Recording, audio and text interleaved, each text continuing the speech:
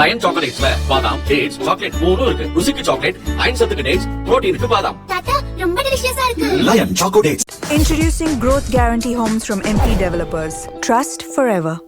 நடந்து முடிந்த சட்டசபை தேர்தலில் வென்று ராஜினாமா செய்தவர்களின் வெற்றியை எதிர்த்த வழக்குகள் நிலுவையில் உள்ளன. இந்த தொகுதிகளுக்கு இடைத்தேர்தல் அறிவிக்க தடை விதிக்க கோரி ஹைகோர்ட்டில் பொதுநல வழக்கு தாக்கல் செய்யப்பட்டது. திருச்சி கிழக்கு, கரூர், விராலிமலை, பெருந்துறை, அம்பாசமுத்திரம் ஆகிய 5 தொகுதிகள் இதில் அடங்கும்.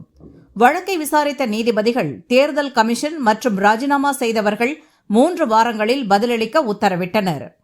இந்த தடையை நீக்க MR விஜயபாஸ்கர், C விஜயபாஸ்கர் தரப்பில் மனு செய்யப்பட்டிருந்தன.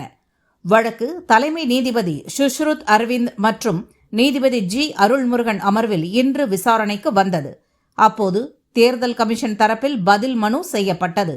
அதில் சுப்ரீம் கோர்ட் உத்தரவின்படி தேர்தல் வழக்குகள் முடியும் வரை 5 தொகுதிகளுக்கும் இடைத்தேர்தல் அறிவிக்கும் திட்டம் இல்லை என கூறப்பட்டது.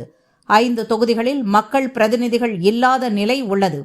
வழக்கை சீக்கிரம் முடிக்க வேண்டும் என அரசு தரப்பில் கேட்டுக் கொள்ளப்பட்டது. திருச்சி கிழக்கு திமுக வேட்பாளர் இனிகோ இருதயராஜ் உள்ளிட்டோர் பதில் மனு செய்ய உத்தரவிட்ட நீதிபதிகள் விசாரணையை செப்டம்பர் 8ஆம் தேதிக்கு ஒத்திவைத்தனர்.